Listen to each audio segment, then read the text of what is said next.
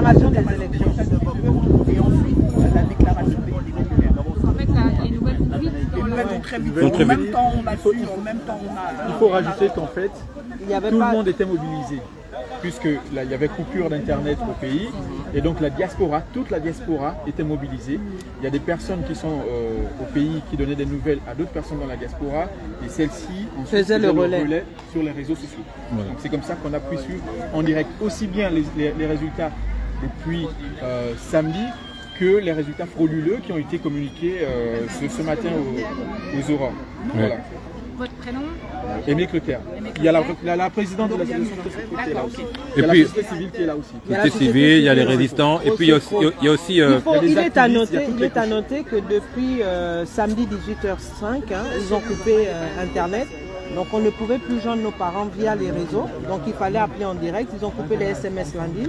Et donc, comme disait mon frère compatriote, on suivait les informations en jour le jour. Et donc on a suivi à 4h du matin. Vous imaginez bien un pays sérieux donner des résultats à 4h du matin. Ça sonne très faux. Donc on était tous devant les télévisions lorsqu'il y a eu le mot d'ordre qui est arrivé. C'est quoi votre prénom et... Alors moi je suis Anouchka Obezo, je suis la présidente de l'association Troceto. D'accord. Et quand on dit société civile, c'est... Oui, en gros- Vous n'êtes pas encarté, c'est ça que Non, ça veut dire? Non, non, pas du tout. On n'est pas En des fait- politiques, on n'est pas politique, on est vraiment société civile, nous défendons la liberté et les droits humains. En fait- Je pourrais préciser quelque chose. Pardon, je pose une question. Je pose une question qui est un peu paradoxale, c'est-à-dire que la libération du pays potentiel, on ne sait pas trop ce qui va se passer, mais ça se passe par un coup d'État militaire. Pour nous, c'est pas un coup d'État militaire, c'est un geste révolutionnaire. Ouais. C'est notre armée qui a empêché que la guerre civile n'arrive. Pour nous, ce n'est pas considéré comme un coup d'État. Pour nous, notre armée a pris en compte notre fragilité et s'est mis en avant pour protéger la population civile qui avait décidé de ne pas accepter la victoire de M. Ali Bongo. Nous tenons vraiment et nous insistons, nous, société civile, nous, activistes du peuple gabonais, on refuse le terme coup d'État. Pour nous, c'est un acte révolutionnaire au nom du peuple gabonais.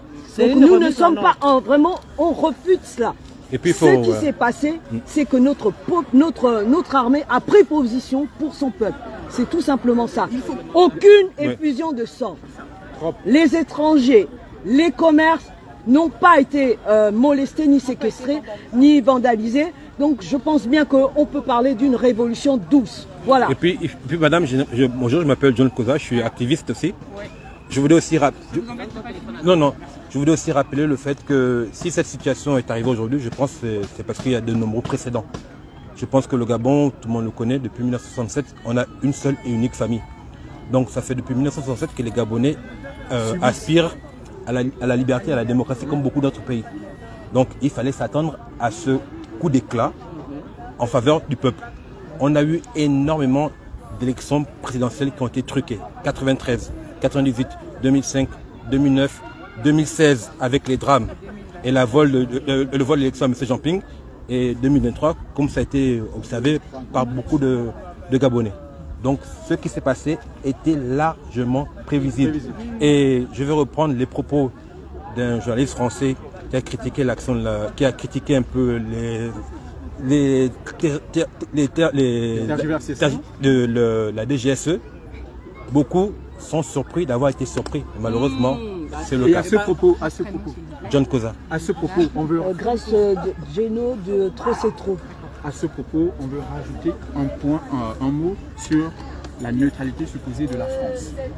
Pendant 14 ans, nous, ici, en diaspora, nous avons interpellé la France pour nous venir en aide. Elle n'est pas venue en aide. Aujourd'hui, les Gabonais ont enfin réussi à écarter ce système-là, qu'on nous laisse consolider les choses. Nous voulons accompagner les nouvelles autorités. Nous n'attendons rien pour le moment de la communauté internationale ni de la France. On leur demande de rester neutre. Alors, est-ce qu'il y a justement un... Bon, on est au début, ça s'est passé cette nuit, c'est en cours. Tout à fait. Est-ce que vous avez des craintes et si oui, lesquelles? Voilà. Qu'est-ce qui peut se passer en maintenant? Vous avez des craintes? Alors, ce que nous craignons maintenant, dans un premier temps, c'est qu'il y a de l'ingérence. Comme je vous le disais tantôt, nous ne souhaitons pas d'ingérence de la France, nous ne souhaitons pas d'ingérence de la pseudo-communauté internationale. C'est un premier point. Deuxièmement, il est question d'assurer une transition pacifique au niveau du Gabon. Les nouvelles autorités ont d'ailleurs indiqué que leur comité était un comité de transition. Donc désormais, nous attendons qu'un plan détaillé nous soit communiqué, qu'il y a une feuille de route claire et nous, société civile, nous, population, nous validerons ou pas cette nouvelle feuille de route. Mais quelle qu'elle soit, cette nouvelle feuille de route, nous disons, nous voulons accompagner les nouvelles autorités et nous ne voulons pas qu'il y ait d'ingérence extérieure, que cela soit respecté. Les Gabonais ont été pacifiques, nous avons tenté de tout mettre en œuvre pour que le changement se fasse de façon pacifique. Nous n'avons pas été entendus. Désormais, nous avons pris les choses en main, nous ne lâcherons rien. Donc que ceux qui nous écoutent sachent que nous sommes déterminés. Pas d'ingérence, ni de la société, de la communauté internationale, ni de la France. Nous sommes déterminés. Voilà. C'est l'avant-famille. Qu'est-ce que vous faites dans la vie? On est là pour se faire respecter. Je suis salarié ici. Dans un commerce, Non, dans une grande entreprise de la place. Juriste. D'accord. Informaticien. Informaticien. Moi, je suis directeur général d'une compagnie d'assurance Audi. Moi, je suis responsable administrative dans un point d'accès au droit. Et vous demandez si vous avez des nouvelles de vos familles. Tout le monde va très bien.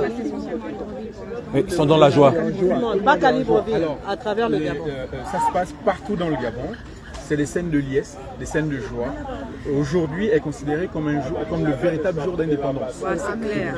Voilà, c'est une nouvelle ère. Les gens ont goûté aux premières bouffées de liberté et on espère que ça ne va pas changer. Donc vos familles? Nos familles vont bien, l'IS, comme notre collègue disait. Beaucoup d'espoir, beaucoup d'espoir. Pour une fois, nous réalisons que nous avons une armée qui nous a écoutés. Nous avons surtout aussi vu notre drapeau enfin respecté. Et nous espérons que nos partenaires et nos amis nous accompagnent dans cette voie de réelle démocratie et ne s'ingèrent vraiment pas dans ce qui va suivre. Et voilà, nous souhaitons avoir des nouveaux partenariats dans l'équité et une très bonne alliance pour que enfin l'Afrique centrale se développe comme il se doit, ainsi que l'Afrique tout entière. Voilà. Très bien. Merci beaucoup. Merci à vous. Merci beaucoup. Merci. De rien.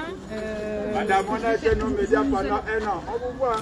Pendant 1 an, on a été nos propres médias, on n'a pas vu les médias français. Donc ça ne passe pas au TV à la radio. Ouais, mais maintenant ils sont là. Ils sont là, c'est le plus important. Non, on a voté dans le 6e, au 16e, vous n'étiez pas là. Oui, c'est vrai qu'il y a eu une ingérence quand même parce qu'on nous a amenés à voter dans les mairies françaises, ce qui est interdit par notre code électoral. Donc les Gabonais en France, non. On a 1000 mètres carrés de terrain. Là, on a 1000 mètres carrés avec 6 étages. Mais ils ont délocalisé le vote des Gabonais dans 2 mairies. Mairie du 16e, mairie du 6e arrondissement. Et vous avez pu voter quand même? On a pu voter, mais on avait les CRS autour de nous. Déjà en violation de la loi. En fait, déjà, en fait, on a, Il n'y avait rien qui justifie on a que les une trentaine d'années de coups d'État électoraux. Après, ce qui est important, j'allais dire, c'est la manière dont on contrôle l'élection. Est-ce que vous avez pu accéder à... On a accédé à tout. Mais par la force. Vous avez bien vu que ce matin, à 4 heures, ils ont annoncé Ali Bongo vainqueur. Alors que les tendances donnaient à 70% le professeur Ondo Ossa vainqueur. Donc il y a eu une inversion des résultats. Donc les coups d'État électoraux, c'est terminé. Ce que vous appelez des coups d'État militaires, nous, on les accepte totalement. Parce que les coups d'État électoraux, ça fait déjà une trentaine d'années qu'on les subit. Et trop, c'est trop. Merci, Ce merci. que je voulais dire par rapport aux élections, c'est que, à la limite, dans l'ambassade, il y a possibilité... Non, parce que, juste pour votre gouverne, sans vouloir vous offenser, quand les Gabonais ont voté à la mairie du 16e, certains ont voulu déplacer les urnes vers ce bâtiment. Ouais. Je me rappelle moi personnellement qu'en 2009, on avait attrapé l'ambassadrice du Gabon avec des urnes bourrées au 4e étage. C'est pour ça.